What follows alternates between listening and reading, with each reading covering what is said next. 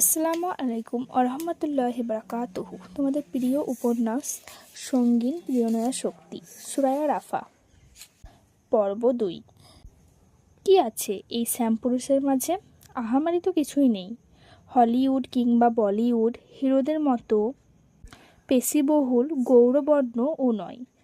ছিমছাম গড়নে স্যামপুরুষ সে। বেশ লম্বা চওড়া মুখ মানুষটা, আর সবচেয়ে সুন্দর তার হাসি। হাসির সাথে সাথে কি সুন্দর ঢেউ খেলে তার টোল পড়া গাল দুটোতে। ফাঁকা লাইব্রেরিতে সবচেয়ে কর্নারে টেবিলটায় ঠিক মুখোমুখি হয়ে বসে আছে নিখিল ভাই। এটা বোধহয় নিখিল ভাইয়ের পছন্দের জায়গা। ওই জন্যই তো প্রতিদিন এসে এখানটায় বসে বই পড়ে। পড়বে নাই বা কেন? ভার্সিটির তুখোড় ছাত্র নিখিল ভাই।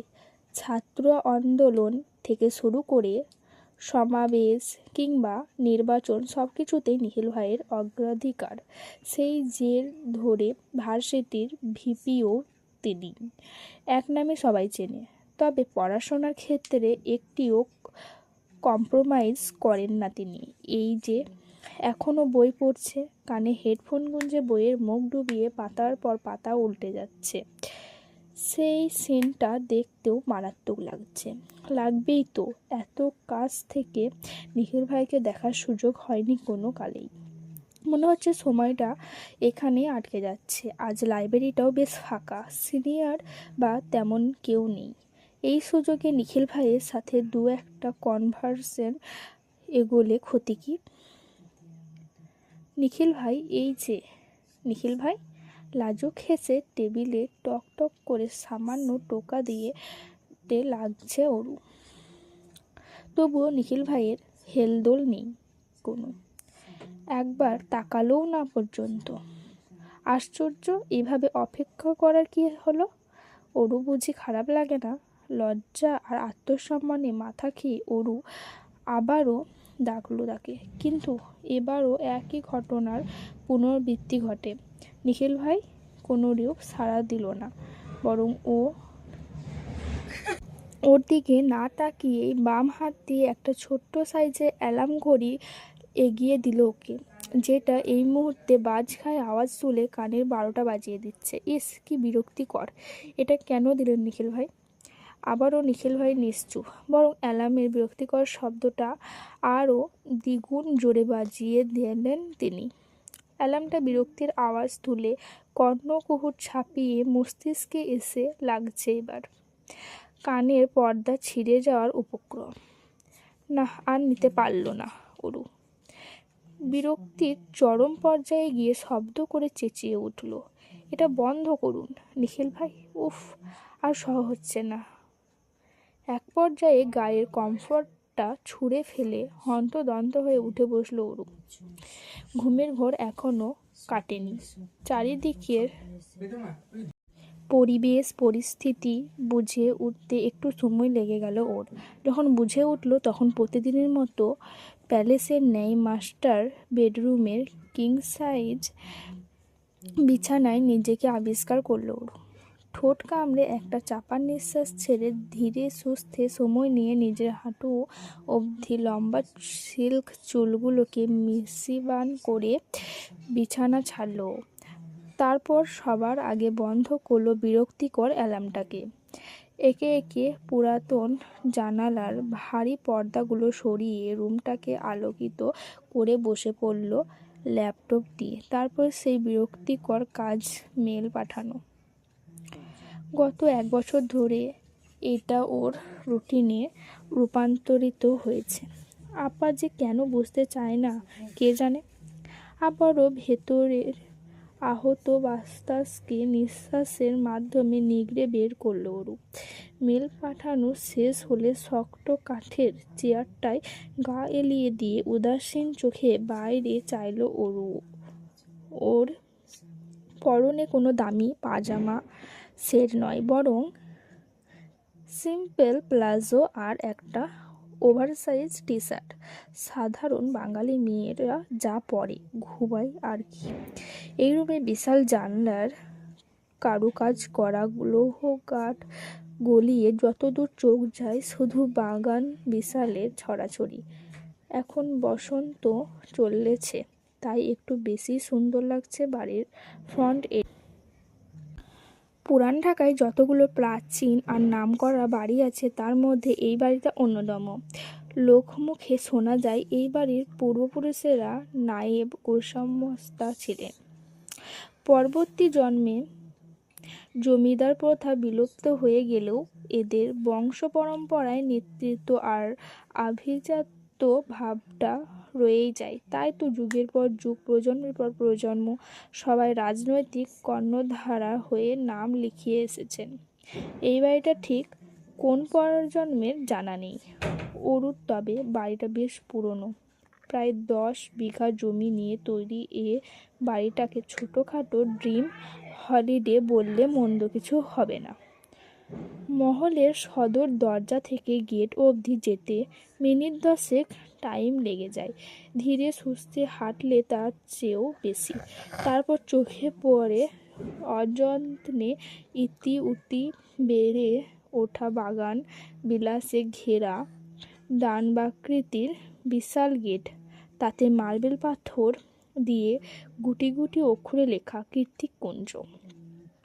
বছর 30 আগেও বাড়ির নাম কিংবা গেটের চেহারায় ভিন্নতা ছিল, কিন্তু 30 বছর আগে এ বাড়ির ছোটকর্তার জন্মের পরই তার দাদা সাহেব একমাত্র আদরের নাতির নামে বাড়ির নাম পরিবর্তন করেন।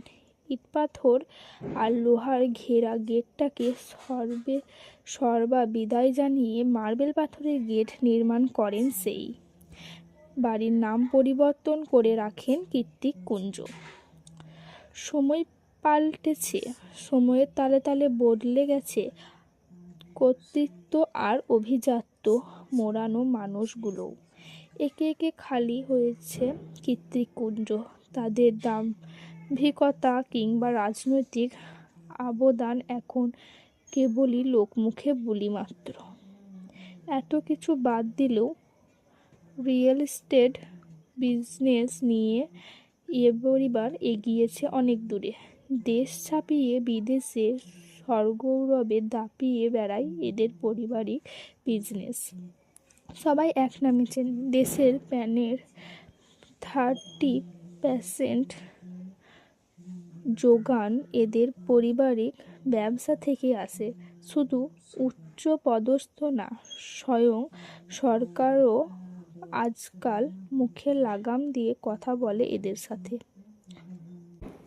আনফরচুনেটলি এই পরিবারে শুধু টাকাই আছে, পরিবার বলে কিছু নেই, আফসোসের সুরে বলে ওঠে অরু। তখনই নিচতলা থেকে অনুর রাশভারী কণ্ঠস্বর শোনা গেল, অরু, এই অরুর বাচ্চা, খেতে নাম। আমি কি এখন পালকি নিয়ে আসবো? হাসপাতালে যেতে দেরি হয়ে তোর খবর আছে। শুনেই বোঝা যাচ্ছে বেজায় চটে আছে সে। অরু দ্রুত চেয়ার ছেড়ে দেওয়াল ঘড়িতে চোখ রাখল। 9:35। এই রে, হাবিজাবি ভাবতে ভাবতে সময় শেষ করে ফেলেছি। তারপর আজ আবার ভার্সিটিতে যাওয়ার প্ল্যান আছে। নিচে গেলে আপ্পা নির্ঘাত কথা শুনিয়ে পেট ভরিয়ে ফেলবে।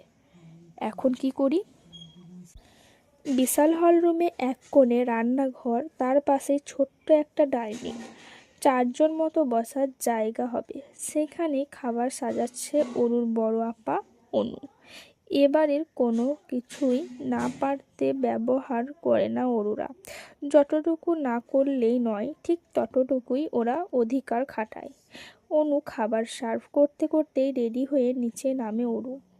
পরনের সেটে আছে টপস আর স্কার্ট, হাতে পুঁথি দিয়ে তৈরি বানজারা ব্যাগ।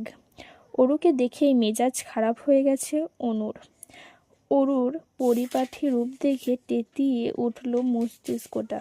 রাগের বহিঃপ্রকাশ ঘটল অরুর চেয়ারে বসার সঙ্গে সঙ্গে। এতক্ষণে আসার সময় হলো তোর? রুমের দরজা আটকে কি করিস এত? তোর জন্য আমার হসপিটালে যেতে কতটা দেরি হয়ে গেল দেখলি? অরু রুটি আর ডিমের রোলে কামড় বসাতে বসাতে বলল, রেডি হচ্ছিলাম আপা। প্রতিদিনই তোর রেডি হতে লেট হয়। আর রেডি কেন হয়েছিস? কতবার বলেছি ভার্সিটিতে যাওয়ার দরকার নেই। আমি একা এত কিছু সামলাতে পারছি না, হাঁপিয়ে উঠেছি আমি। নিঃশ্বাসের পাল্লা ভারী হয় অনুর। অনুর হাজারটা অভিযোগে অরু নিশ্চুপ, শুধু ছোট্ট করে প্রশ্ন করে, মা এখন কেমন আছে আপা? অনু আবারও ঝাঁজ নিয়ে বলে, সেটা নিজে গিয়েই বরং দেখে আয়। আমায় দেখতে ভালো লাগে না আপা, বড্ড কষ্ট হয় মাকে এভাবে নিথর হয়ে শুয়ে থাকতে দেখে। হসপিটালের আর ডেটল আর হেক্সালের গন্ধে দম বন্ধ বন্ধ হয়ে আসে আমার। নিঃশ্বাস নিতে পারি না আমি। অরুর কথায় অনু আড়ালে নিঃশ্বাস ছাড়ে।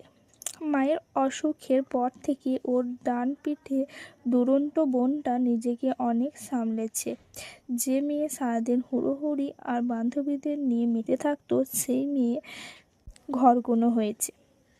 হাজারটা অহেতুক বায়না ধরা মেয়েটা প্রয়োজনের বাইরে গিয়ে এখন আর একটা কথাও বলে না। অরুর মতো মুক্ত বাতাসে দানা ঝাপটানোর মেয়ের জন্য এই পরিবর্তন অনেক কিছু। এত অল্প বয়সে আর কতই বা সামলাবে নিজেকেও। অরুর বয়স কম, সবে 19-এ পা দিয়েছে, তাই তো অনু নিজেই ওকে এসব হসপিটালের ঝুটঝামেলা থেকে দূরে সরিয়ে রাখে। আবার নিয়তির সাথে পেরে না ওঠে নিজেই বিরক্ত হয়ে যায় বরংবার।